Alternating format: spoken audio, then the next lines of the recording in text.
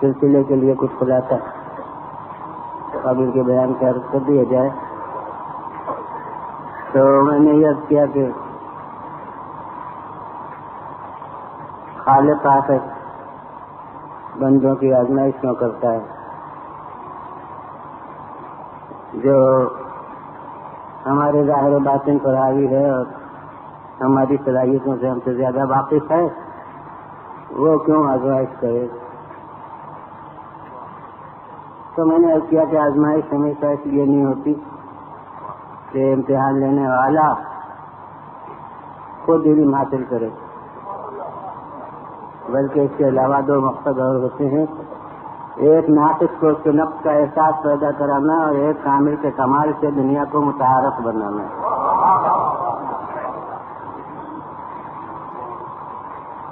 اور اس لیے وہ ہستیاں جو پیش نظر خالق کے ہے اور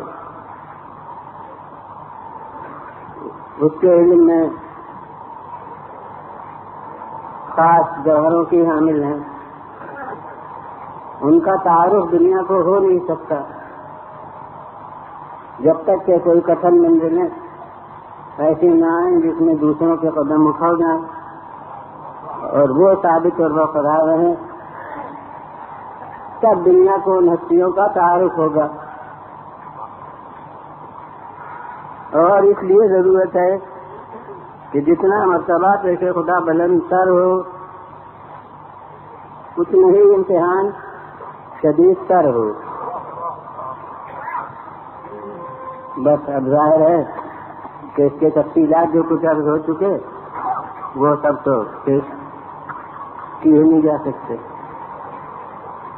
ورنہ جو حضرات قبل میں تشریف لا چکے ہیں ان کے لیے رہ کیا جائے. یعنی سابقین اور متاخرین میں کچھ تو فرق ہونا ہی چاہیے.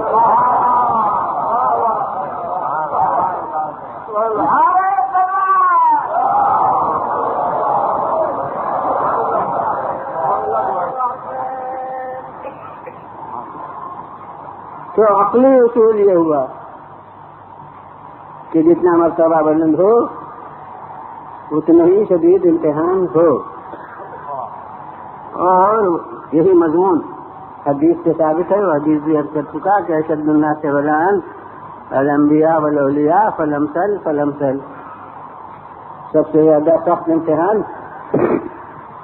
انبیاء اور اولیاء کا ہوتا ہے اور ان میں بھی جس کا زیادہ مرتبہ ہو.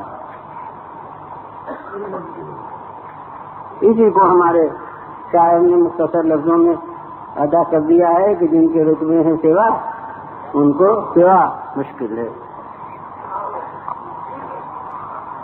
بس اب آج سے اس وقت سے آج کا بیان شروع ہو رہا ہے، وہ یہ کہ سنت الہیہ بھی یہی رہی ہے عملی طور پر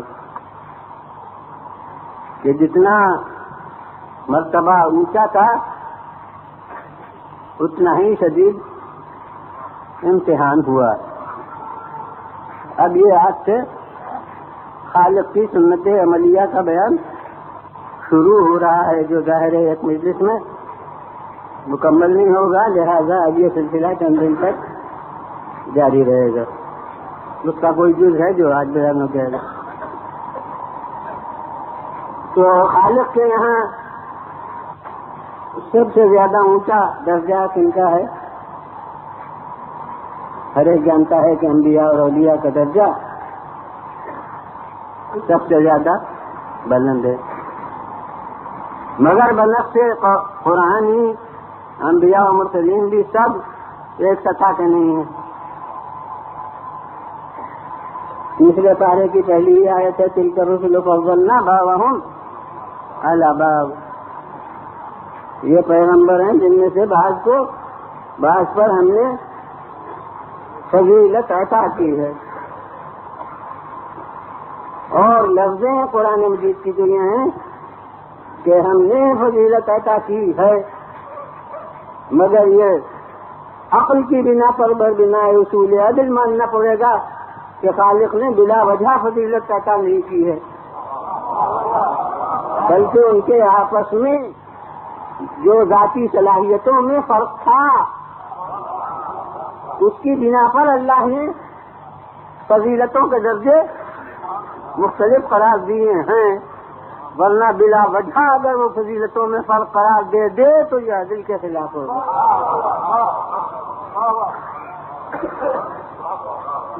جو چیزیں اللہ کے یہاں معیار فضیلت ہیں ان میں کسی کا درجہ اونچا ہے، کسی کا درجہ اس سے کم ہے، اس بنا پر خالق جو نتیجہ ہے اس میں فرق قرار دیتا ہے، فضیلت کے درجوں میں اسی بنا پر فرق قرار پا سکتا ہے۔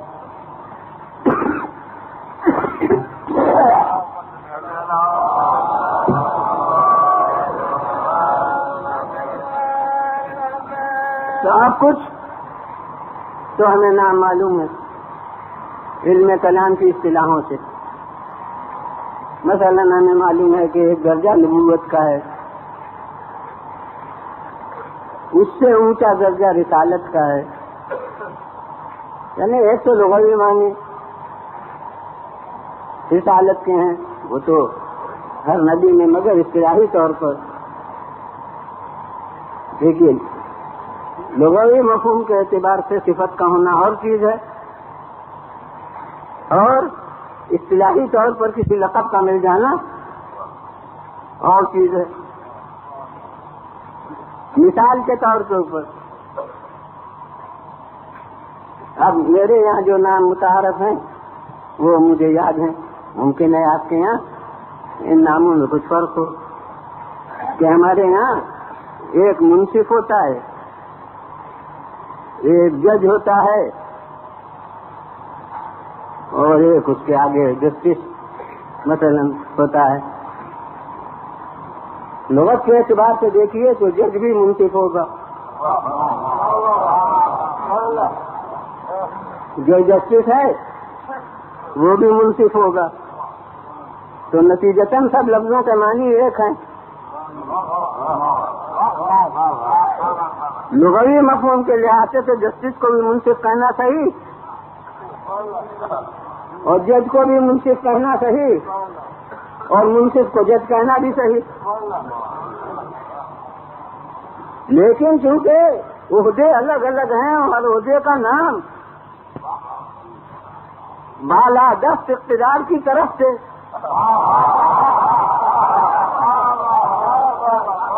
الگ الگ قرار دیا گیا ہے، تو اب منصف کو جج کہہ دیجیے تو غلط، جج کو منصف کہہ دیجیے تو شاید توہین کا دعویٰ ہو جائے، اور کہ جائے کہ جسٹس کو آپ منصف کہہ دیجیے۔ کہ جب عہدوں کے نام ہو گئے تو اب اصطلاحی حیثیت سے ہر ایک لفظ کا استعمال دوسرے مورد پر ہو گیا غلط۔ اسی طرح لغوی حیثیت سے ہر نبی اس کی طرف کا بھیجا ہوا ہوتا ہے، لہذا رسول، لیکن عہدوں کے نام کے لحاظ سے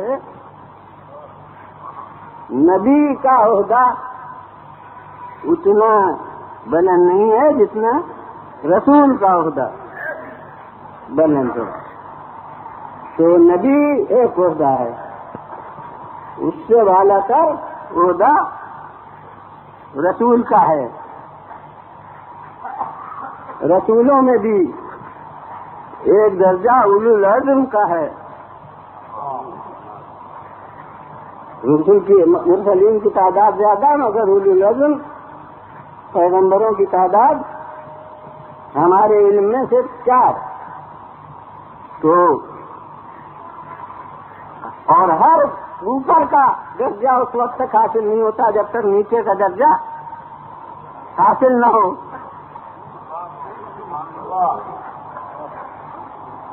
ایم اے اس وقت تک نہیں ہوگا جب تک بی اے نہ ہو، پی ایچ ڈی اس وقت تک نہیں ہوگا جب تک ایم اے نہ ہو۔ تو یوں سمجھ لیجیے کہ رسول اس وقت تک نہیں ہوگا جب تک کہ نبی نہ ہو۔ تو نتیجہ یہ نکلے گا کہ ہر رسول نبی لازمن ہے،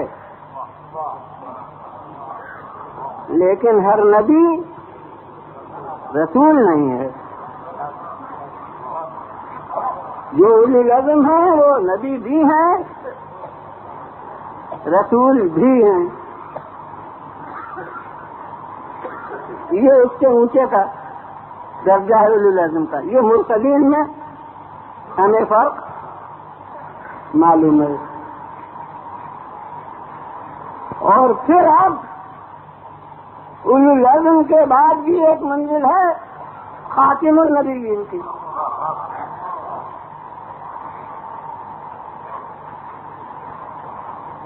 عقلی طور پر بھی ہے اور حقیقت دینی بھی ہے کہ انبیاء بہت ہو سکتے ہیں، مرسلین کی تعداد ان میں کثرت ہو سکتی ہے۔ یہ اور بات ہے کہ اس کثرت میں مجمع چھٹتا جائے، یعنی انبیاء کی کثرت ہو لاکھوں تک اور مرسلین کی کثرت ہو ہزاروں تک، مگر پھر بھی عربی کے لحاظ سے تو وحدت کے مقابلے میں کثرت ہے۔ جب ایک سے زیادہ ہوا تو کثیر ہو گیا، تو اس لیے مرسلین میں بھی کثرت ہو سکتی ہے۔ اچھا، اولی العزم بہت مختصر تعداد صحیح، مگر اس میں بھی کثرت کا امکان ہے اور امکان ہی نہیں بلکہ واقعہ ہے۔ اگر واقعہ نہ ہوتا تو اولی العزم نام ہی نہ ہوتا، کیونکہ اولو خود صیغہ جمع ہے۔ عربی کے لحاظ سے ایک عدد ہو تو کہیں گے ذو العزم، صاحب عزم، اور جب جمع ہو تب کہیں گے اولو العزم یعنی صاحبان عزم۔ تو اس میں خود لفظ میں کثرت مضمر ہے، مگر خاتم النبیین وہ عقلی طور پر ایک سے زیادہ نہیں ہو سکتا۔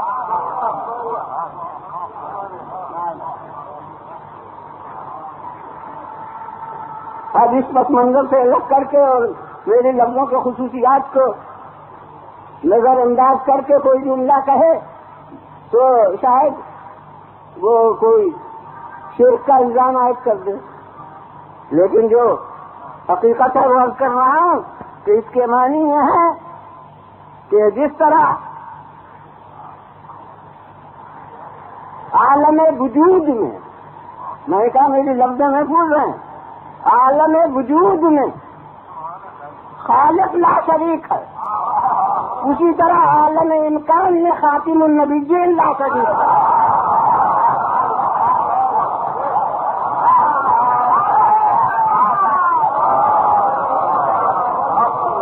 فلا دیجیے بلند آواز،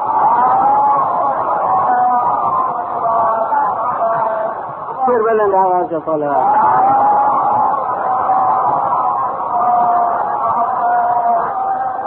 حضور میں پہلے دن سے محسوس کر رہا ہوں کہ ماشاءاللہ مجمع کی کثرت جو ہے اس کے لحاظ سے آواز صلوات کی دھیمی ہوتی ہے۔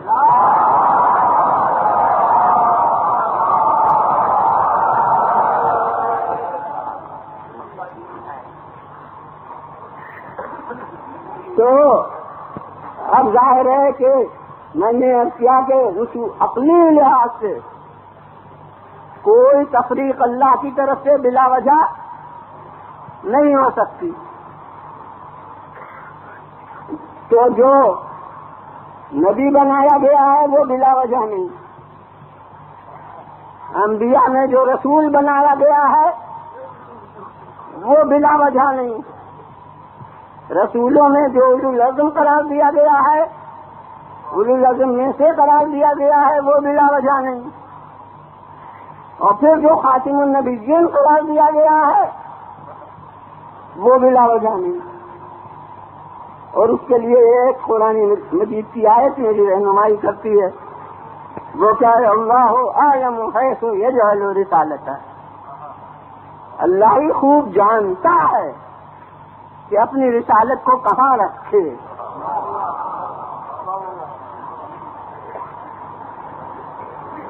پھر ترجمہ محسوس کر لیجیے. اللہ ہی خوب جانتا ہے کہ اپنی رسالت کو کہاں رکھے. اس ایک آیت سے بہت بڑی علم کلام کی بحث کا فیصلہ ہو جاتا ہے، جو ہمارے درمیان نہیں مگر مطلق عالم اسلام کے درمیان بہت بڑا معرکہ اختلاف بنی ہوئی ہے. وہ اس آیت سے فیصلہ ہو جاتا ہے. خدا خوب جانتا ہے، یاد رکھیے کہ اللہ کے اوصاف کمال میں سے جن کو صفات ثبوتیہ کہتے ہیں، دو مرکزی صفتیں ہیں، ایک علم اور ایک قدرت. علماء علم کلام نے کہا کہ جتنے اور صفات ہیں سب راجع ہیں انہیں دو صفتوں کی طرف. کوئی علم کے تحت میں داخل ہوتی ہے، کوئی قدرت کے تحت میں. مرکزی صفتیں یہ دو ہیں، علم اور قدرت. قدرت کا معنی ہے جو چاہے کرے. علم کا معنی ہے کہ ہر چیز کو جانتا ہے. ایک مکتب خیال کا تصور ہے کہ اللہ نبی بنا دیتا ہے، رسول بنا دیتا ہے، اور چونکہ نبی اور رسول بنا دیا اس لیے اب وہ کمالات کا حامل ہو گیا.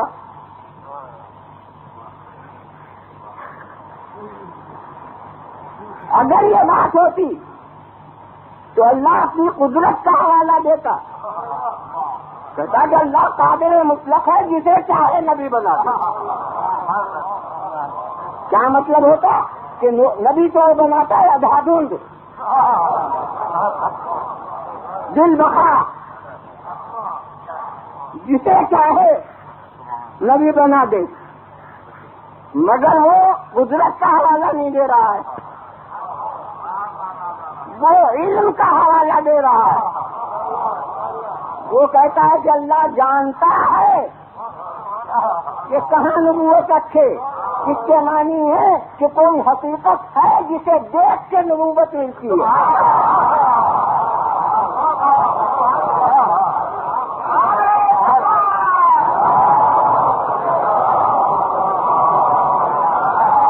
کوئی حقیقت ہے جسے دیکھ کے ہدایت عطا ہوتی ہے. اور اب وہ جو اصل بحث ہے اس کو دو لفظوں میں پیش کر دوں کہ اس کا نتیجہ یہ ہے کہ عصمت بر بنا رسالت نہیں ہے، رسالت بر بنا عصمت ہے. یہ نہیں ہے کہ رسول بنایا تو معصوم ہو گیا، بلکہ معصوم تھا اس لیے رسول.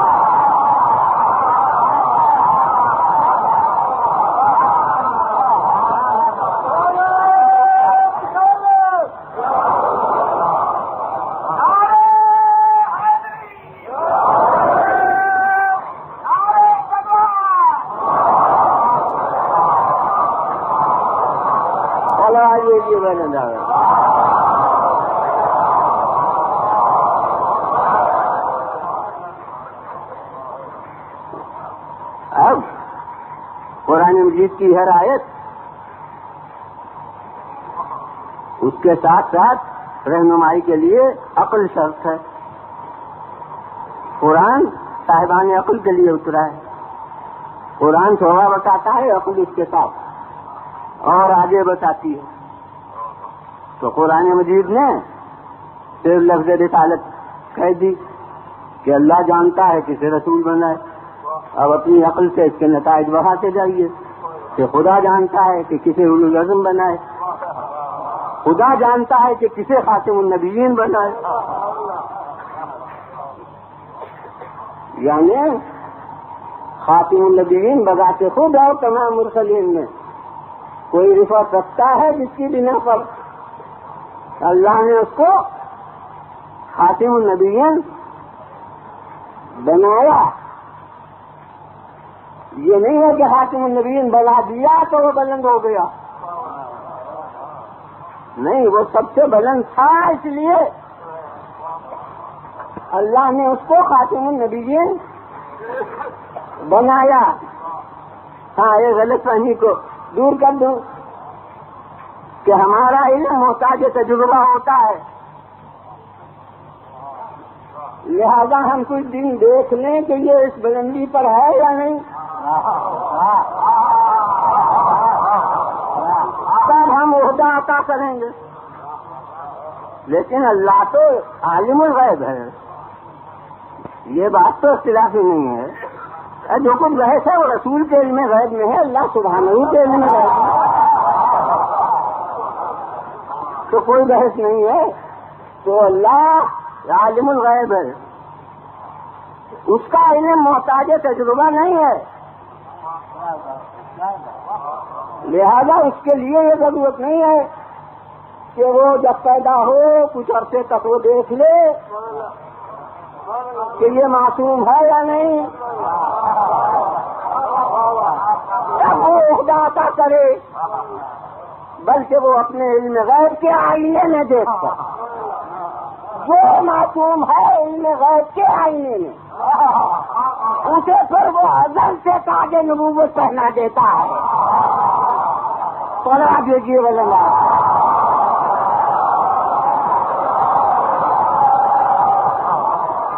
ازل سے وہ خاتم الانبیاء قرار دے دیتا ہے، اور اگر ازل سے وہ اس منصب پر فائز نہ ہوتا تو حدیثوں کی بات نہیں ہے، حدیث بھی ہے جسے میں پیش کر سکتا تھا، مگر میں کہتا ہوں کہ قرآن مجید میں موجود ہے کہ تمام انبیاء سے عہد لیا جا رہا ہے کہ یہ آخری نبی آئے تو اس پر ایمان لانا. تو وہ آخری نبی کا عہدہ معین ہو چکا ہے، تب تو عہد لیا جا رہا ہے.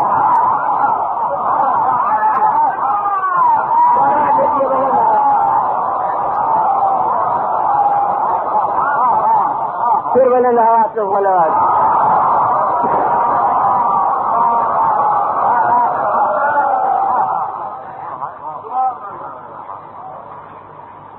تو اب بہرحال بات تو اسی تھی کہ تمام مرسلین بھی ایک درجے پر نہیں ہیں.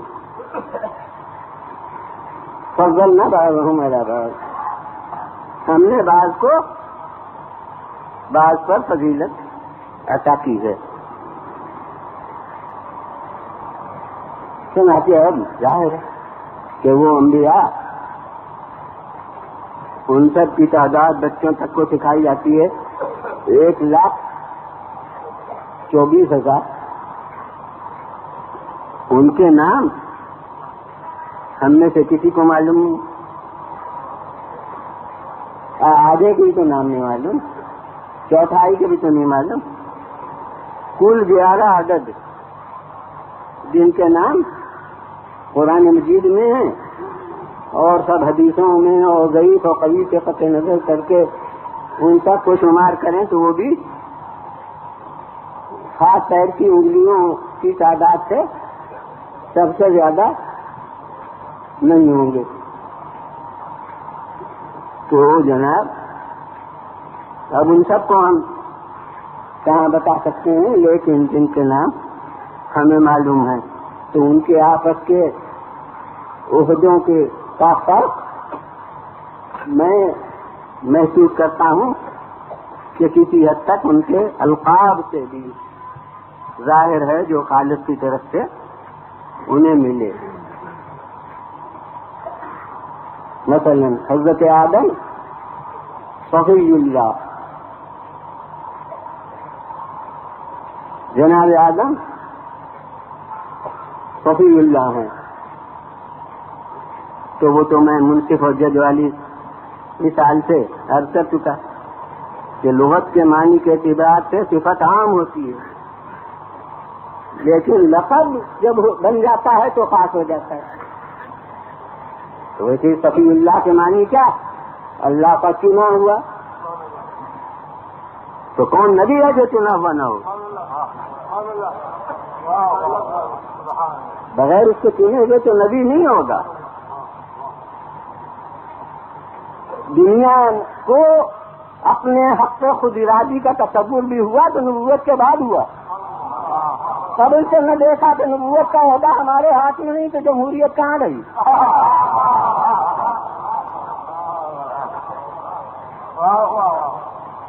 نبوت تو سب کے نزدیک اس کے چننے سے ہوتی ہے. وہاں ہمارے کثرت رائے کو کوئی دخل نہیں، نہ رائے عامہ کو کوئی دخل نہیں. ہمارا حق ارادی تو وہیں ختم ہو گیا. تو وہ بغیر اس کو چنے ہوئے نہ کوئی نبی نہ کوئی رسول مگر نہیں. سب سے پہلے قرآن انتخاب نبوت، وہ بھی ایک قید کے ساتھ عالم ظاہر میں، جس کے نام آیا یعنی سلسلے انبیاء میں سب سے پہلے ہمارے ترتیب کے لحاظ سے جو اللہ کا چنا ہوا ہمارے علم میں آیا، اس کا لقب ہو گیا شفیع اللہ، اللہ کا چنا ہوا. اب جب لقب ہو گیا تو اس کی ملکیت بن گیا. اب جیسے منصف کو جج کہہ دیجیے تو غلط، جج کو منصف کہہ دیجیے تو غلط، فخ کا لقب بلند کو دے دیجیے تو غلط، بلند کا لقب فخ کو دے دیجیے تو غلط. اب جب شفیع اللہ حضرت آدم ہو گئے تو اب ان سے بلندتر ہستیاں بھی ہوں، ان کو بطور لقب آپ شفیع اللہ کہیے تو غلط ہوگا. وہ لقب حضرت آدم کا ہو گیا. اب حضرت نوح ان سے بلندتر ہیں. ہمارے جو ماخذ ہیں دینی ان کے لحاظ سے حضرت نوح کا درجہ حضرت آدم سے اونچا ہے. حضرت آدم اولو العزم کی فہرست میں نہیں ہے، حضرت نوح اولو العزم کی فہرست میں.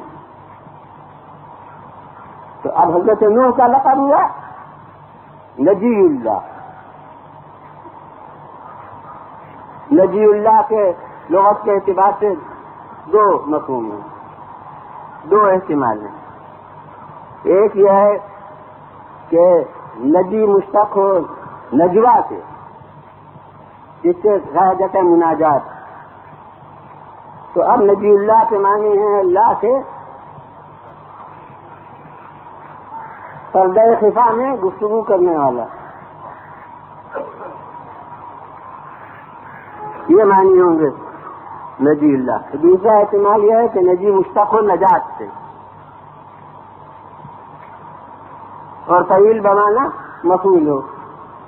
اللہ تو معنی ہوں گے اللہ کا نجات دیا ہوا، زیادہ قوت اسی کو ہے. تو اب خوابوانی لیجیے اللہ سے باتیں کرنے والا. تو کون نبی ہے جس سے کسی نہ کسی طرح سے اللہ باتیں نہ کرتا ہو؟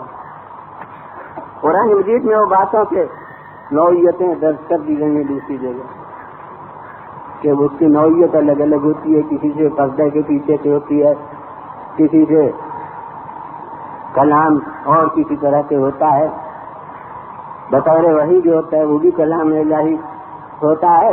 تو ما کان لبشر ان یکلمہ اللہ الا وحیا او من وراء حجاب او یرسل رسولا. تو کوئی فرشتہ ہے وہ پیغام پہنچا ہے، وہ بھی کلام الہی کی ایک صورت ہے. تو وہ سب اقسام کلام ہے. لہذا ہر نبی اور رسول کسی نہ کسی حیثیت سے وہ اللہ سے بات کرتا ہے. تو اب یہ صفت تو عام ہے، اور اگر وہ مانی ہے نبی اللہ اللہ کے نجات دیا ہوا تو کون نبی ہے معاذ اللہ جو نجات یافتہ نہ ہو؟ میں کہتا ہوں ہر مومن بقدر ایمان نجات یافتہ ہے، مگر وہی بات کہ بس ہونا اور چیز ہے اور لقب ملنا اور چیز. تمام انبیاء عثمانی سے نجات یافتہ ہیں، مگر جسے خاص طور پر کشتی نجات کے ذریعے سے ساحل نجات تک پہنچایا گیا، اس کو لقب مل گیا نجی اللہ۔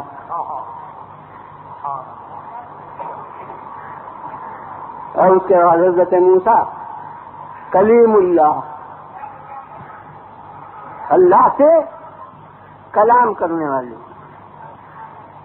اب وہ نجی اللہ میں کہی چکا کہ ہر نبی اور رسول کسی نہ کسی حیثیت سے ہم کلام ہوتا ہے اللہ سے، مگر جو نمایاں طور پر طور کی منزل پر جاتا تھا اور اللہ سے جس سے گفتگو ہوتی تھی اس کا لقب ہو گیا کلیم اللہ۔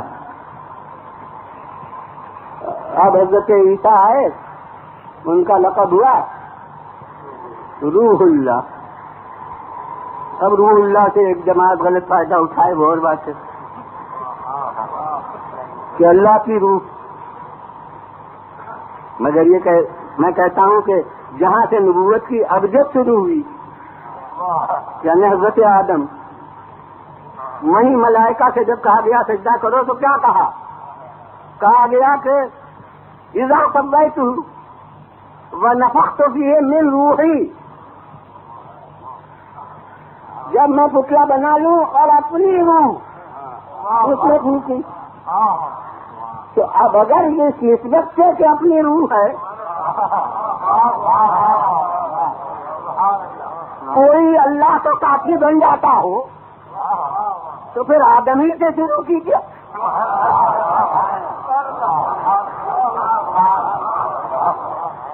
پھر وہ 3 اور 1 کیسے؟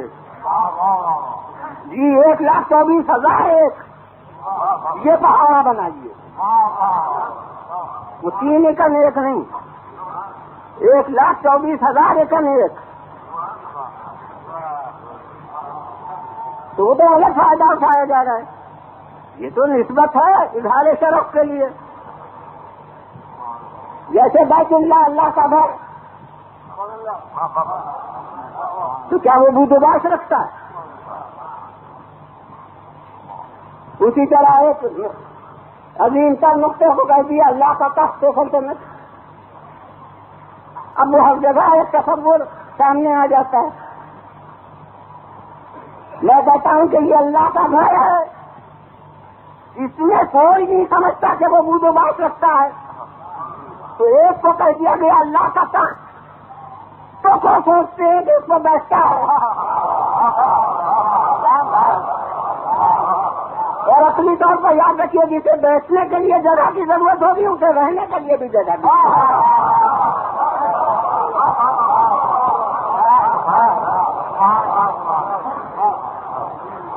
میرے نزدیک تو یہ بھی نسبت ہے اظہار شرف کے لیے، وہ بھی نسبت ہے اظہار شرف کے لیے۔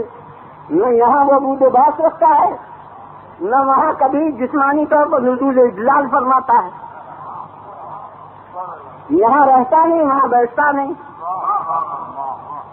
یہ گھر ہے وہاں تخت ہے، مگر صاحبان عقل غور کرے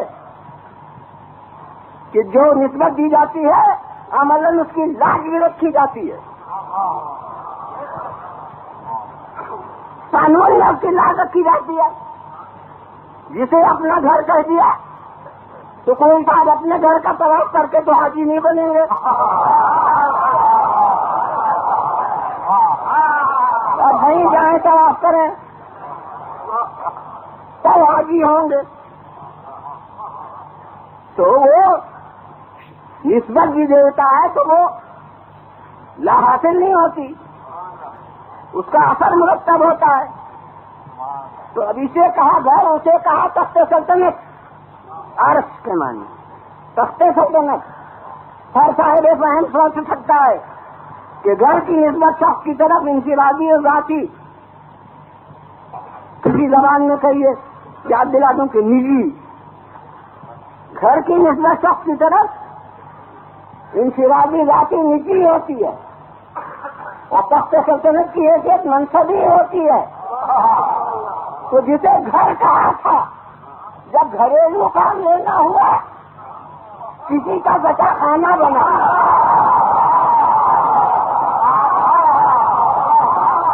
اسے منتخب کیا اور جسے تخت سلطنت کہا تھا جب کسی کو سرکاری مہمان بنانا ہوا تو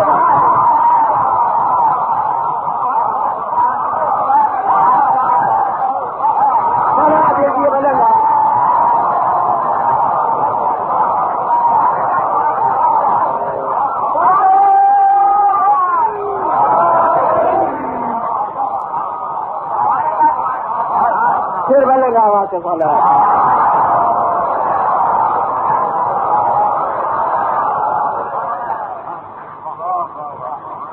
بہرحال یہ سب نسبتیں ہیں. ویسے ہی جیسے نجی اللہ جیسے صفی اللہ ویسے روح اللہ، اس سے زیادہ اس میں کچھ نہیں.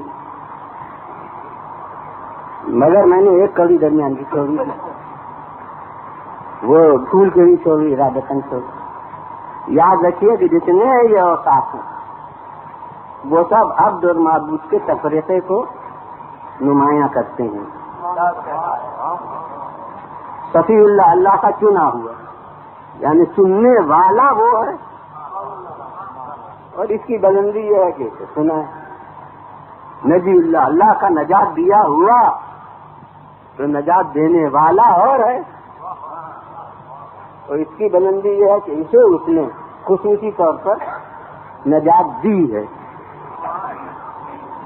کلیم اللہ اللہ سے ہم کلام ہونے والا، تو اب ظاہر ہے وہ مرکز بلندتر ہے جس سے کلام باعث عزت ہے، اور اس کی عزت یہ ہے کہ یہ کلام کرتا ہے اس سے.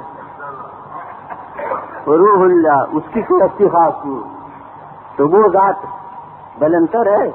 اس کی رفعت یہ ہے کہ اس کی طرف نسبت خاص رکھتا ہے. لیکن ان سب سلسلے میں ایک ذات ایسی ہے کہ اسے لقب ملا خلیل اللہ، اللہ کا دوست. اب کون ہے جو دوستی کے تقاضے نہ جانتا؟ میں کہتا ہوں کہ جب کہا اللہ کا دوست تو یہ دوستی کی لفظ مقام تعبیر میں برابر کا رشتہ ہے.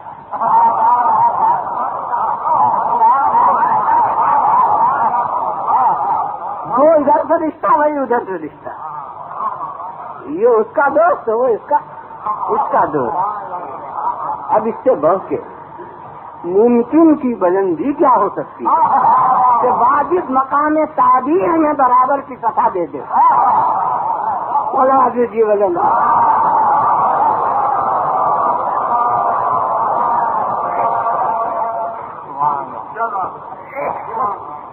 تو اب اس میں یہ رفعت عطا کی کہ ہمارا دوست ہے، تو اب یہ بس لفظ دوست استعمال کر دے نہیں، جیسی نسبت دیتا ہے یا جیسا لقب دیتا ہے اس کو نبھاتا بھی ہے.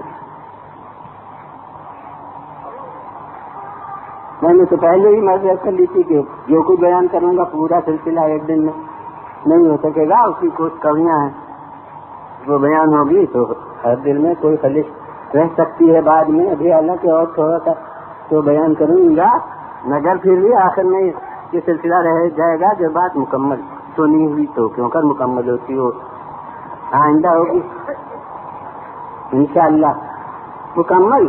تو یہ عرض کر رہا ہوں کہ ان کو خلیل اللہ جو کہا دوست تو کہہ دیا، تو دوسرے ہر جگہ اکثر مقامات پر قرآن مجید میں لفظوں کے معنی سمجھ میں نہیں آتے جب تک کہ اس رشتے کو سامنے نہ رکھا جائے جو اللہ نے انہیں مقام لفظ میں عطا کیا. ایک موقع میں یاد دلاتا ہوں، اور عربی داں حضرات کے لفظوں سے سمجھ لیں گے اور دوسرے حضرات جو ہیں وہ ترجمے سے سمجھ لیں گے کہ حضرت ابراہیم کے پاس فرشتے آ گئے اور بڑے مہمان نواز تھے. اب یہ روایت نہیں ہے، آیات قرآن کا مضمون ہے جو کہ فرشتے آ گئے یہ مہمان نواز تو تھے لا کے کھانا فوراً ان کے لیے ایک ذبیحے کی قربانی کی اور کباب گرم گرم تیار کرا کے اور ان کے سامنے لا کے رکھ دیے. اب وہ ہاتھی نہیں بہاتے. میں اپنے پس دہیت سے کہہ سکتا ہوں کہ کباب کا مزہ ہی نہیں معلوم نا.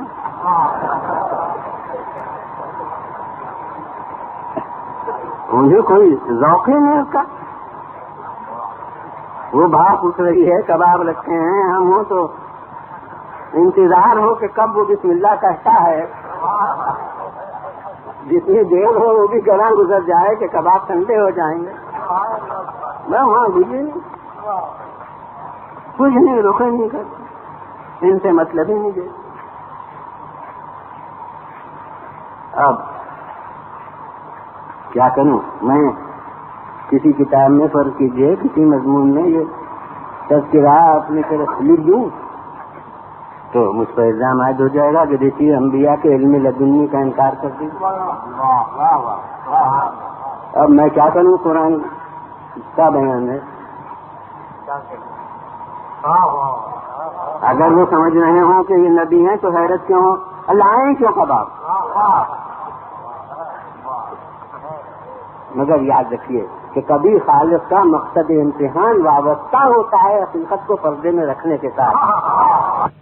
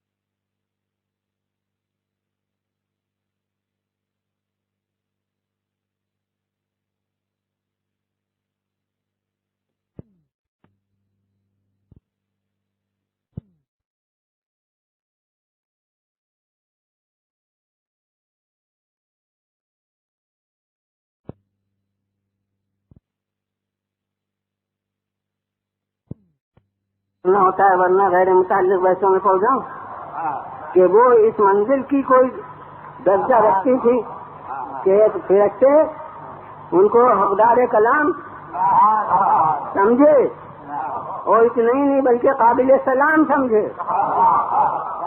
تو اب اس کے بعد کسی کو حیرت نہ کہے کہ اہل البیت کیوں کہہ دیا. السلام علیکم اہل البیت ہے یہاں تو اہل البیت کہہ دیا. جی وہ اہل البیت رشتے کی بنا پر نہیں کہا, صفات کی بنا پر کہا. جو جی بول رہا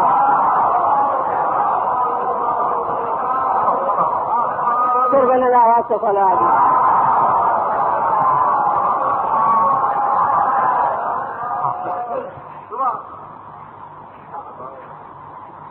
تو اب انہوں نے تو فقط لفظوں سے اظہار تعجب کیا ہو یہ وہ, اور وہ ظاہر ہے ان کے خواتین انہوں نے تو یہ سن کے منہ پیٹ لیا. ارے میرے یہاں اولاد ہے سخت وجہ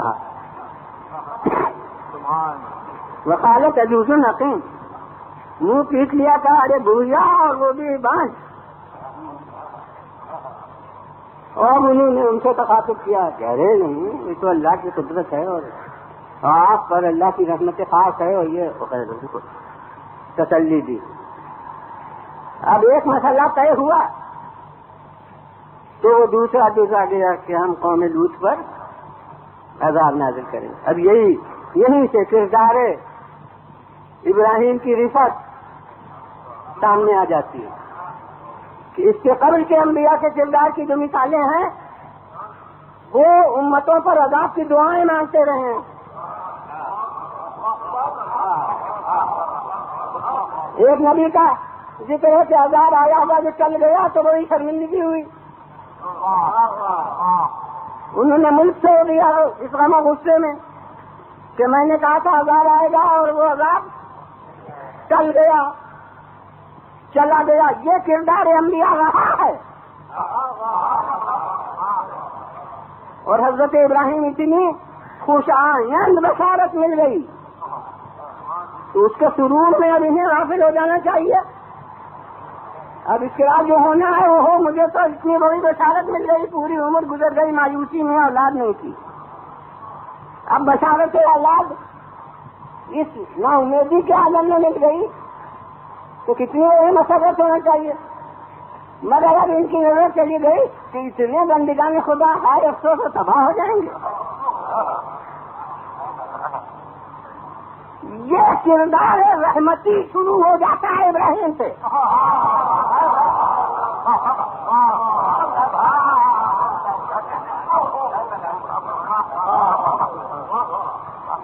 حضرت نوح تک مثال ہے دعا عذاب کی. انہیں کہا خدا اللہ ایک آدمی کو نہ چھوڑنا، بچوں تک کو نہ چھوڑنا، کیونکہ وہ رہیں گے تو ان کی اولاد بھی جو ہوگی وہ کافر ہی ہوگی. یہ سب حضرت نوح کی باتیں قرآن مجید میں ہیں.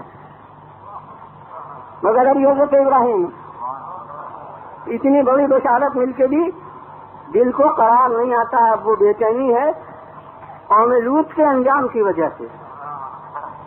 خود ان کی قوم ہے بھی نہیں کہ اس سے ان کو محبت ہو، پھر صرف بندگان خدا ہونے کا رشتہ. تو آپ جناب یہاں بس ایک جملہ ہے قرآن مجید میں، جملہ کیا یعنی آیت قرآن تو کہ وہ سب جو ہو گیا تو قرآن کہہ رہا ہے کہ جناب ابراہیم جو تھے یجادلنا فی قوم لوط، ہم سے قوم لوط کے بارے میں لڑنے لگے. یہی لفظی ترجمہ ہے، میں کیا کروں. یجادلنا فی قوم لوط، ہم سے قوم لوط کے بارے میں لڑنے لگے. ہر شخص پس منظر سے الگ کر کے دیتے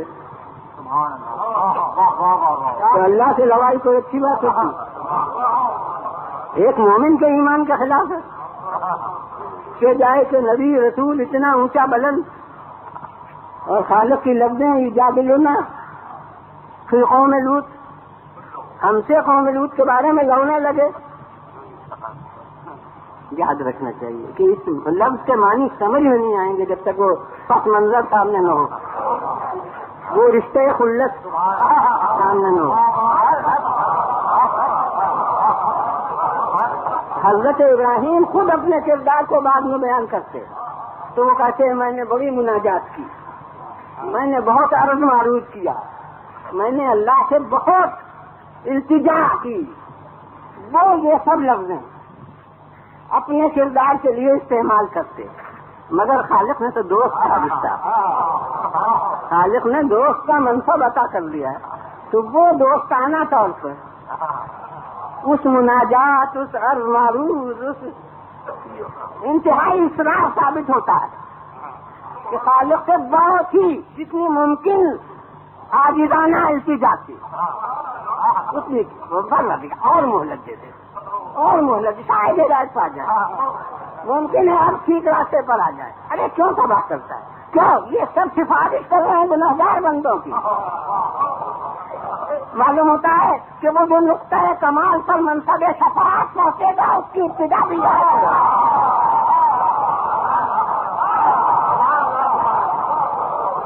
بنا دیجیے بنے گا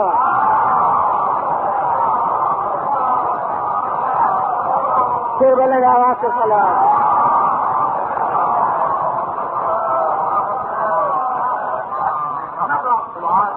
انہوں نے اپنی سی کوئی کمی نہیں کی. یہ بات ہے کہ اللہ کی حکمت بلند اس نے ان سب کے اسرار کے بلیغ اس کو قرآن نے لہونے کی لفظ سے تعبیر کیا، نہیں قبول کیا. اب بعض موقعوں پر لوگ کہتے ہیں بھلا نبی دعا کرے وہ قبول نہ ہو، بھلا رسول بخشش کے لیے التجا کر دے اور منظور نہ ہو. وہ اس کا دعا کرنا بخشش کرنا وہ اس کا خلق بلند ہے، اور وہ قبول نہ کرنا اس کی حکمت بلند ہے.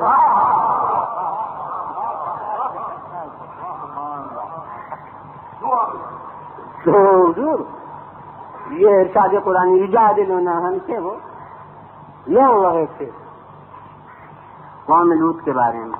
کوئی اور لوگ عذاب الہی کا مستحق، اور اب یہی فوراً یجادلنا سکو ان ابراہیم لحلیم اباہ منیب، یعنی وہ لونا اللہ کو پسند آ گیا. ہم سے لو رہے تھے قوم لوط کے بارے میں. ارے ابراہیم بڑا متحمل بندہ تھا، بڑا اللہ سے لو لگانے والا تھا، بڑا رجوع کرنے والا تھا خدا کی طرف. یہ تعریفیں ہونے لگی اس روائی پر. معلوم ہوا کہ بندگان خدا سے ہمدردی اتنی اللہ کو پسند ہے کہ جو اس کے علم میں غیر مستحق بندے ہیں رحمت کے، ان کے لیے بھی دعا رحمت اسے پسند آتی ہے. اچھا اپنی طرف سے بخل نہ کرو، وہ ہمارا کام ہے کہ ہم معاف کریں یا نہ کریں. تم کیا بخل کرو؟ تو جناب یہ اسی خلت اسی دوستی کے رشتے سے ہے. تو سرکار والا کل تو مجھ سے منبر پر آتے وقت کہہ دیا تھا کہ آج چھٹی ہے. اب آج کیا کہتے؟ تو آج تو چھٹی ہے نہیں.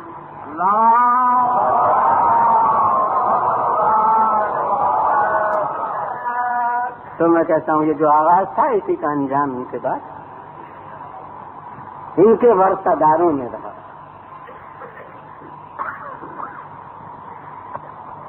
کیونکہ قوم اس کے قبل امتوں کو عذاب آتا رہا تھا، تو اب ان کے جو وارث حقیقی تھے اور یہ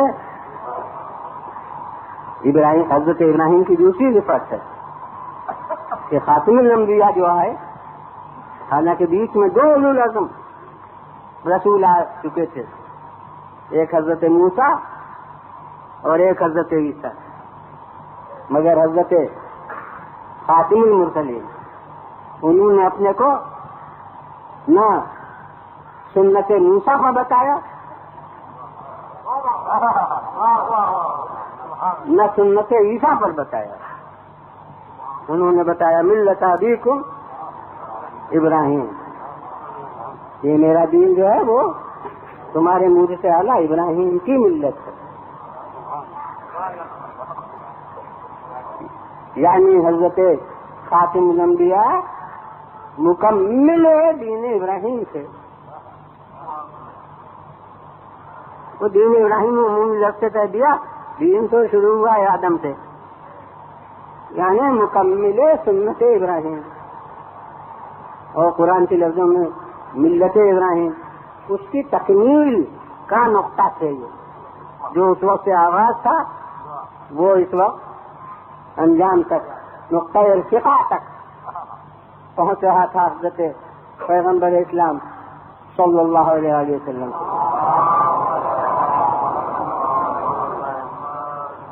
اس لیے وہ حضرت ابراہیم سے جو کردار شروع ہوا تھا وہ بھی اب مقام معراج تک پہنچا. وہ کیا تھا کہ قوم کے لیے عذاب الہی کو پسند نہیں کرتے، کتنے بھی نافرمان ہیں، لیکن دعائے عذاب نہیں کرتے. یہ حضرت ابراہیم سے کردار شروع ہوا تھا. اب اتنا فرق درمیان واقعہ سمجھ لیجیے کہ قوم لوط ہے وہ کتنی نافرمان ہے، کتنی گنہگار ہے، کتنی سیاکار ہے، مگر وہ سب وہاں ہے، ان کی ذات پر اس سے کوئی نقصان وارد نہیں ہو رہا ہے. انہوں نے ان کو کوئی ایذا نہیں پہنچائی، انہوں نے کوئی ظلم نہیں کیا، ان پر کوئی تشدد نہیں ہوا. تو اب ان کو فقط اللہ کے رشتے کی بنا پر ان سے ہمدردی ہو، وہ بھی اپنی جگہ بلندی رکھتی ہے. مگر اب وہ قوم ہے جو پتھر برسا رہی ہے خود ان پر. جب یہ گھر سے نکلتے ہیں تو شاید لباس صاف ہوتا ہے، اور جب پلٹتے ہیں تو خون سے رنگین ہوتا ہے. اور ظاہری حیثیت سے ہر دن جب گھر سے نکلتے ہیں تو سلامت واپس ہونے کی امید نہیں ہوتی. ان حالات میں 2-4 مہینے کوئی ایک جگہ رہ نہیں سکتا، اور یہ 13 برس گزار رہے ہیں اس ماحول میں. اور پتھروں کے توڑنے سے تو جسم سے خون بہتا ہے. یعنی بلند نفوس کے لیے کچھ مظالم اس سے بالاتر ہوتے ہیں. مثلا جس راستے سے جاتے ہیں کنواں کا پتھر سر مبارک پر پھینک دیا جاتا ہے. یہ ان پتھروں سے زیادہ تکلیف دہ چیز ہے. وہ تو شاید میلاد شریف کے جلسوں میں اور سیرت کے اجلاسوں میں آپ نے یہ واقعہ تو سنا ہی ہوگا، یہ تو بہت مشہور ہے کہ ایک راستہ تھا کہ ایک عورت منتظر رہتی تھی، جمع رکھتی تھی گھر کا خط و خاشاک، اور جب آپ ادھر سے جاتے تھے تو وہ عین اس وقت پر اسے پھینک دیتی. یہ روز کا واقعہ. اور مجھے تو اس پورے کردار کے لیے یہی لفظیں ملتی ہیں کہ نہ آپ بدلہ لیتے ہیں نہ راستہ بدلتے ہیں. روز اسی راستے سے جانا اور روز اس واقعے کا پیش آنا. کتنا عرصہ گزر گئے، اب چند دن گزرے کہ یہ واقعہ نہیں پیش ہوا. آپ گئے ادھر سے اور وہ پورا نہیں آیا. تو ہم آپ ہوتے،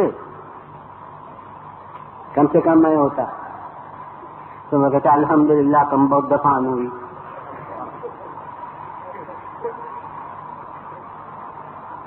اللہ نے عذاب نازل کیا، یہ تجویز کر لیتا. مگر وہاں کیا ہو رہا ہے کہ محلے والوں سے پوچھتے ہیں. اب اس کا نام وغیرہ تو ظاہری طور پر معلوم نہیں. پوچھتے ہیں کہ بھئی وہ ایک عورت تھی، وہ ہمارے سر پر پورا پھینک کیا کرتی تھی. میں کہتا ہوں جیسے بڑا اچھا کام کرتی تھی، ہمارے سر پر پورا پھینک دی. کیا بات ہے کہ کئی دن سے یہ نہیں ہوا. ہم کسی دوست کو کئی دن نہ دیکھیں تو فکر نہیں ہوتی، ہمارے دشمن کی فکر ہو رہی.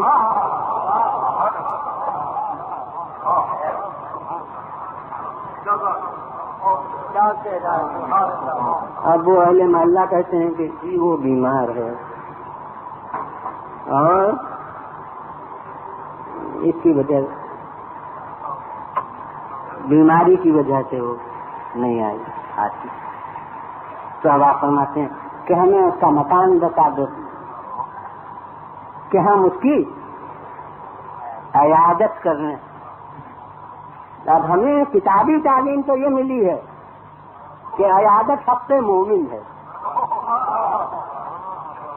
مگر میں ہر صاحب عقل اور ہر صاحب دین اور ہر صاحب علم سے پوچھتا ہوں کہ رسول جو اس وقت جا رہے ہیں یہ کون سے حق کو ادا کرنے جا رہے ہیں؟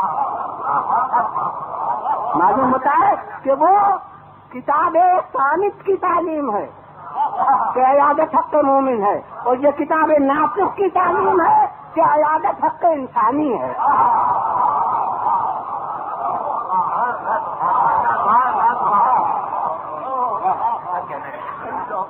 حق ایمانی نہیں ہے فقط، بلکہ حق انسانی ہے کہ دوسرے کے دکھ درد میں کام آؤ۔ اب رسول تشریف لے جاتے ہیں اس کے گھر پر۔ اب مجھے معلوم ہے کہ ایک طبقے نے پیغمبر کی تصویر کھینچی کہ ایک ہاتھ میں تلوار اور ایک ہاتھ میں قرآن، یعنی قرآن اس تلوار سے پھیلا۔ اب میں اس دنیا کو مخاطب کر کے پوچھوں گا، رسول اس کے پاس جا رہے ہیں، وہ اپنی پاس ذہنیت سے یہ سمجھتی ہے کہ بدلہ لینے کو میرے کردار کہاں آئے ہیں، تو وہ کہتی ہے کہ اب اس عالم میں آپ آئے ہیں بدلہ لینے جب میں بیمار ہوں۔ تو آپ فرماتے ہیں کنیز خدا، یہ تخاطب اس رشتے کا اظہار ہے جو مقتضی عمل ہے۔ ارشاد فرماتے ہیں کنیز خدا، میں بدلہ لینے نہیں آیا، میں یہ سن کر کہ تم بیمار ہو تمہاری مزاج پرسی کو آیا۔ بھائی یہ سننا تھا کہ کچھ دیر خاموش تھی، اور اس نے کہا کہ یاد رکھیے کہ اس وقت سے پہلے آپ سے بہت ہے میں کسی کو دشمن نہیں رکھتی، اور اس وقت کے بعد آپ سے زیادہ مجھے کوئی محبوب بھی نہیں۔ اب آپ اپنا پیغام پیش کیجئے کہ میں اسے قبول کروں۔ بس اب میں نے اسی لیے وہ تصویر کا مرقع آپ کو یاد دلایا تھا۔ میں اس دنیا کو بلاتا ہوں کہ اب اس وقت پیغمبر کون تلوار لے کے گئے؟ معلوم ہوتا ہے کہ اس نیام میں شمشیر فولادی تو ابھی ہے ہی نہیں،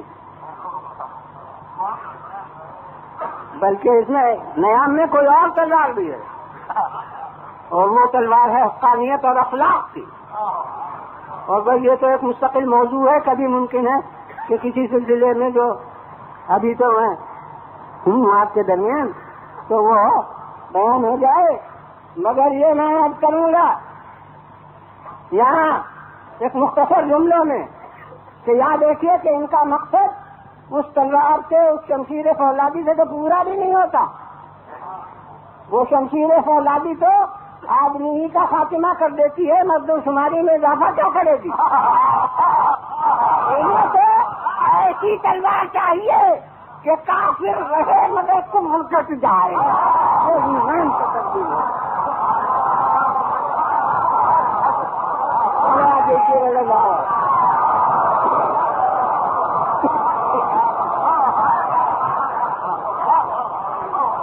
پھر بولیں گے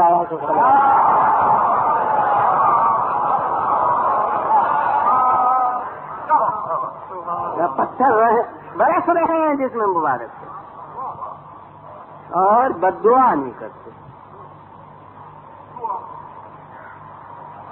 صرف یہی نہیں کہ بد دعا نہیں کرتے، بلکہ جتنے ان کے مظالم بخشے ہیں اور جتنی اپنے کو اذیت زیادہ ہوتی ہے اتنا خطرہ محسوس کرتے ہیں کہ مشاہدہ یہ ہے کہ گزشتہ امتوں پر عذاب نازل ہوتا رہا ہے، لہذا بجائے اس کے کہ بد دعا کریں کہتے ہیں رب اہد قومی فإنہم لا یعلمون۔ دیکھیے جیسے ان کے لیے سفارش کر رہے ہیں کہ پروردگار میری قوم کو ٹھیک راستے پر لانے کی توفیق عطا کرے، یہ جانتے نہیں مجھے، ان کی طرف سے حضور خائی ہے بارگاہ الہی، یہ بیچارے نادان ہیں، علم نہیں رکھتے، مجھے جانتے نہیں، ان کی ہدایت فرما۔ یہ ہے ان کا کردار، یہ وہی کردار تھے۔ اس کردار کے لحاظ سے آدم حضرت ابراہیم تھے اور خاتم حضرت محمد مصطفیٰ صلی اللہ علیہ وسلم، اور اب جو ان کے ورثہ دار تھے اور جو یوں کہوں کہ ان کا جز تھے، ان کو وراثت میں یہ کردار بھی ملا۔ وہ دشمن سے بھی ہمدردی رکھتے ہیں، وہ غلط راستہ اختیار کیے ہوئے اس غلط راستے سے یہ نفرت رکھتے ہیں، مگر ان رہنماؤں سے ان کو نفرت نہیں ہے، ہمدردی ہے۔ اور اس کی وجہ سے کیونکہ ظاہر ہے یہ اوائل عشرہ کی مجلس ہے، تو ابھی کوئی خاص حال شروع نہیں ہوتا ہے، تو اس لیے یہ تذکرہ حالانکہ ذرا قبل کا ہے مگر پیش کروں کہ دشمن کی فوج ہے اور وہ پیاسی ہے۔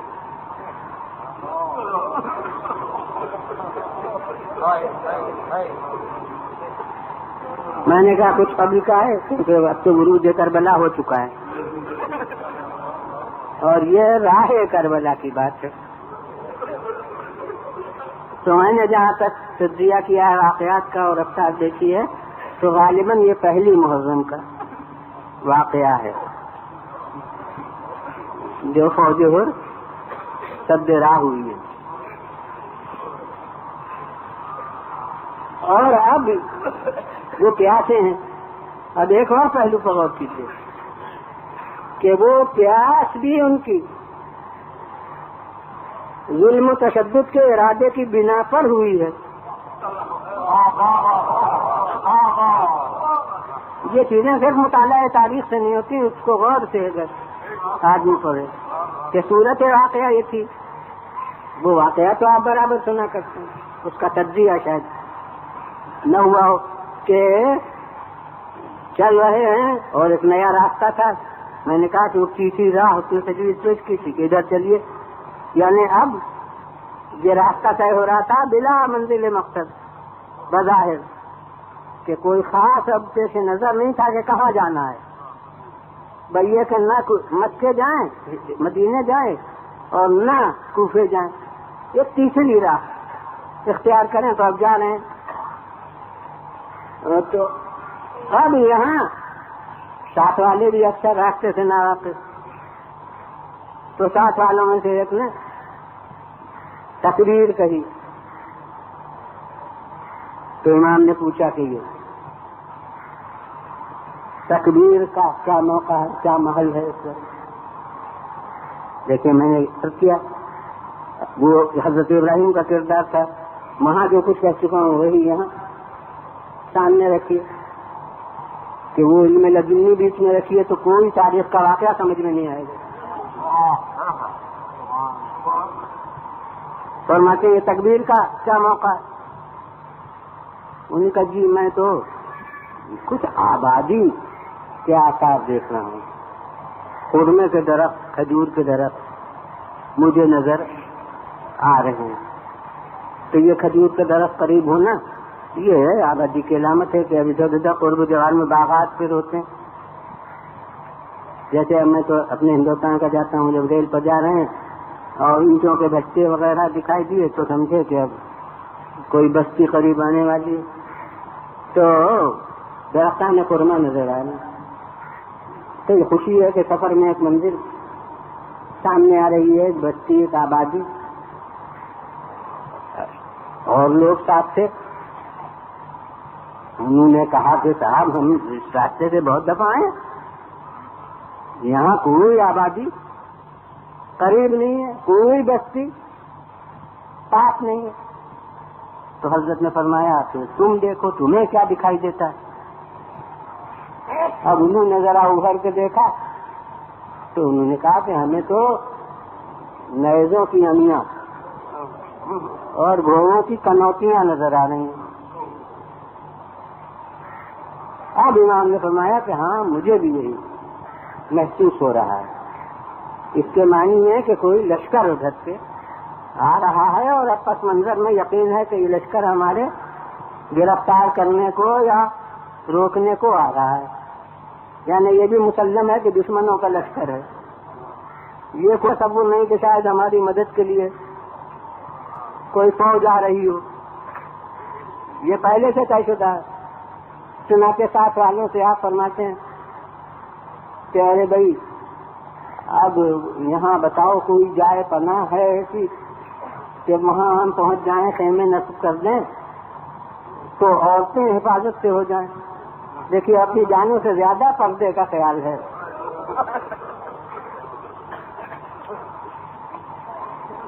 کچھ جو واقف رات سے انہوں نے کہا جی ہاں ایک حسن پہاڑی قریب ہے، اگر ہم ان کے پہلے وہاں تک پہنچ جائیں تو ہم کم سے کم ایک طرف سے محافظ وہ پہاڑی ہو جائے گی، پھر گر نہیں سکتے، محاصرہ پھر ہمارا نہیں ہو سکتا، ایک طرف سے مقابلہ فوج کا رہے گا۔ چنانچہ تیز رفتاری کے ساتھ اس پہاڑی کی طرف روانہ ہوئے۔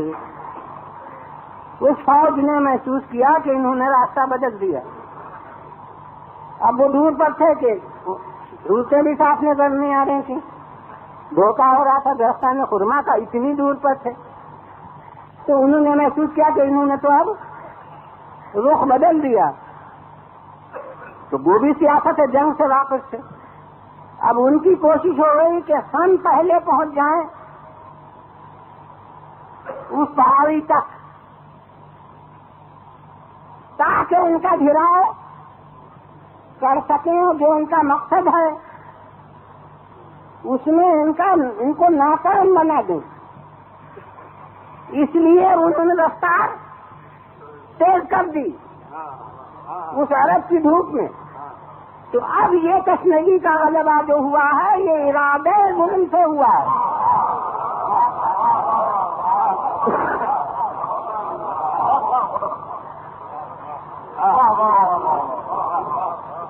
دشمنی کے کامیاب بنانے کے لیے تو اب ان سے ظاہر یہ کہ ہمدردی ہونا چاہیے ان کی پیاس پر، مگر نہیں، یہ تو اپنے کو بیچ میں رکھ کے رشتہ دیکھتے ہی نہیں، یہ تو خدا کو درمیان میں لا کے رشتہ دیکھتے ہیں۔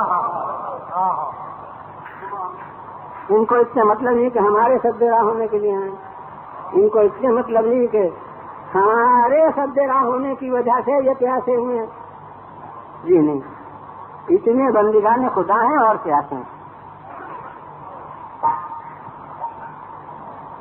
بہت سامنے اب پہنچی ہے اس وقت، یہ حضرات اتنے پہلے پہنچ چکے ہیں کہ خیام اہل حرم نصب ہو چکے اور 18 تلواریں لے کے تیار ہو کے، یوں کہوں کہ دیوار بن کے سامنے کھڑے ہو چکے، تلے ہوئے کہ اب آئیں۔ اور اس وقت وہ پہنچتے ہیں اس عالم میں کہ گھوڑوں تک کی زبانیں دہن سے باہر ہیں، پیاس کی وجہ سے پوری فوج تباہ حال ہے۔ کوئی سیاست جنگ کا ماہر ہو تو وہ ان کی پیاس کو اپنے لیے مدد الہی سمجھے۔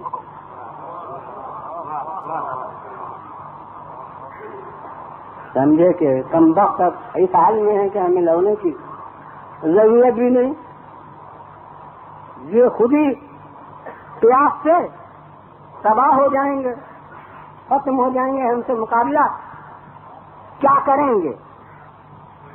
مگر یہ وہ ہوتا جو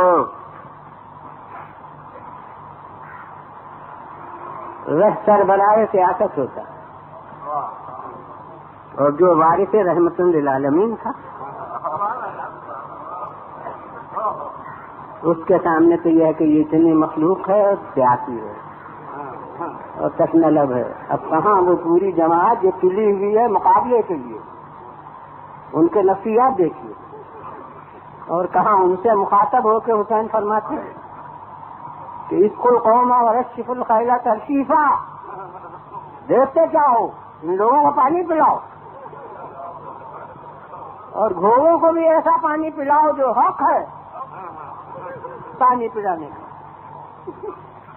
صاحبان علم بھی موجود ہیں، عربی داں افراد اور عام معنی میں بھی ہوں گے کثرت سے، تو وہ تو سمجھ ہی خود ہی جانتے ہیں کہ یہ شف الخیلہ ترشیفہ یہ مفعول مطلق ہے، ترشیفہ اس سے آپ متعارف ہیں، وہی ترکیب ہے یطہرکم تطہیرا۔ تو کیا ترجمات سنتے ہیں؟ تمہیں پاک رکھے اس طرح جو پاک رکھنے کا حق ہے، تو یہ پاک رکھنے کا حق اس تطہیرا سے وہ مفعول مطلق ہے۔ ویسے ہی رشف الخیلہ ترشیفا،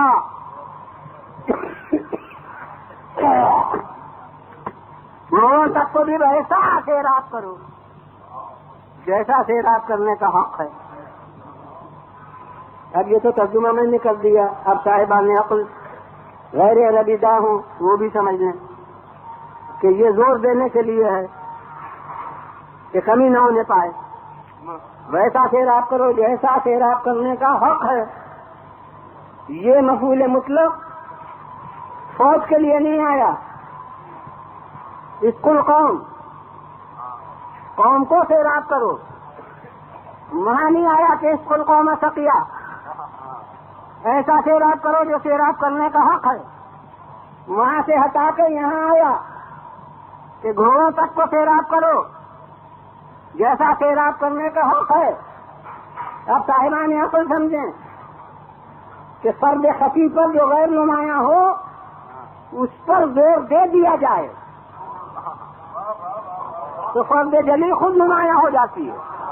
اگر آدمیوں میں کہا جاتا کہ ایسا سیراب کرو جیسا سیراب کرنے کا حق ہے تو گھوڑوں کے بارے میں کوتاہی ہو سکتی تھی،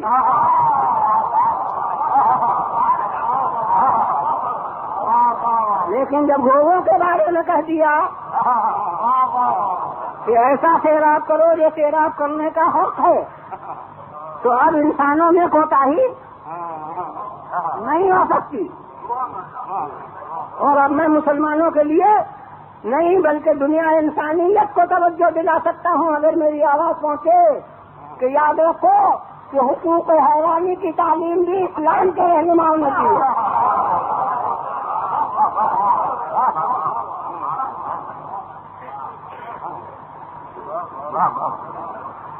لوگوں کو بھی ایسا سیراب کرو جیسا سیراب کرنے کا حق۔ ایک دم سے پوری جماعت کی ذہنیت بدل گئی، کہاں تو مقابلے کے لیے تیار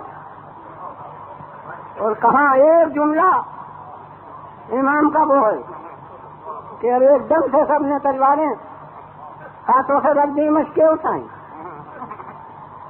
مجھے کربلا میں تو ایک سختہ معلوم ہے اور آج جتنے سب سختہ بنے ہوئے ہیں۔ اور یہاں ایک لفظ تاریخ کی تو میں نے ابھی عرض نہیں کی کہ یہ جملہ کن سے کہا تھا۔ تاریخ کہتی ہے قال لفتیان، حسین نے اپنے جوانوں سے کہا۔ اب تو میرے سامنے تصویر کھنچ گئی کہ ایک مشق علی اکبر لیے ہیں، ایک مشق عباس لیے ہیں، ایک مشکیزہ قاسم بھی کاندھے پر لیے ہیں، جو مشقیں انہوں نے محمد لیے ہیں، جتنے ہیں وہ سب پانی پلانے میں مصروف، اور وہ دوسرے سیاسی سربراہ ہوتے ہوں گے کہ خوبصورت فرمان دے دیں اس کے بعد کہیں کہ قوم تعمیل نہیں کرتی تو ہم کیا کریں۔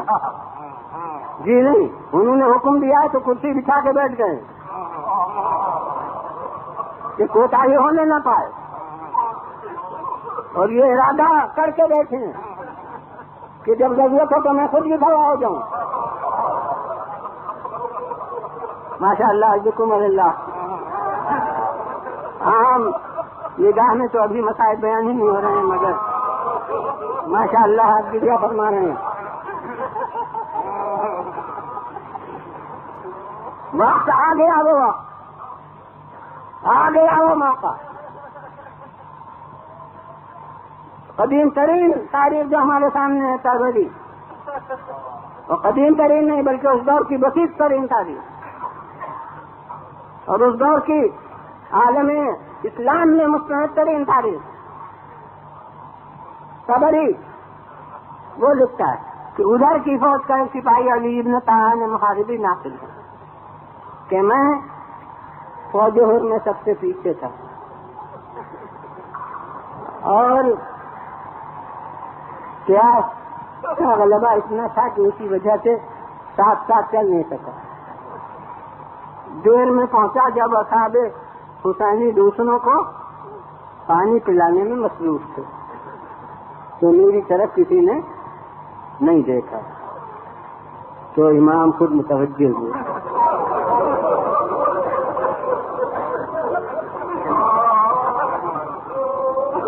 اور ارشاد فرمایا کہ شتر آپ کش کھوا ہے، یعنی جس میں اونٹ پر مشقیں لدی ہیں، کھوا ہوا ہے، خود پانی پی لو. یہ سادہ جملے ہیں جن میں بڑی بڑی حقیقتیں مضمر ہیں.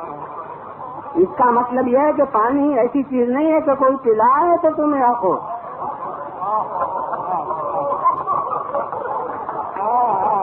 اس میں ہر انسان کا ذاتی حق ہے. تم خود پانی پی لو.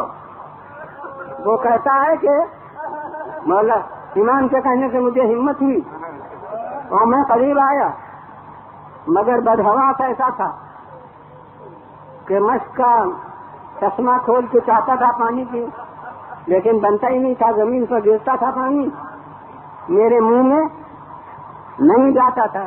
تو ایک دفعہ تو امام نے پھر فرمایا، یعنی دیکھتے بھی رہے، کہیں نہیں دیا، اب نظر اسی کی طرف ہے. فرماتے ہیں کہ سیدھا کر لو دہانا مشق کا، مگر وہ کہتا ہے بدحواسی سے میری سمجھ میں نہیں آ رہا تھا، لفظوں کا معنی نہیں سمجھ میں آئے. تو حضرت بنفس نفیس کھڑے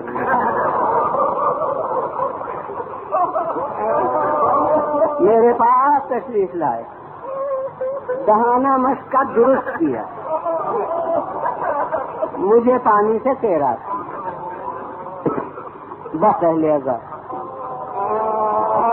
میں نے تو ابھی عرض کر دیا کہ ہاں معنی میں ابھی مسائل بیان نہیں ہوئے، مگر آپ حضرات ماشاء اللہ مصاب ہو رہے ہیں. بس اب چند جملے مسائل کے کافی ہیں.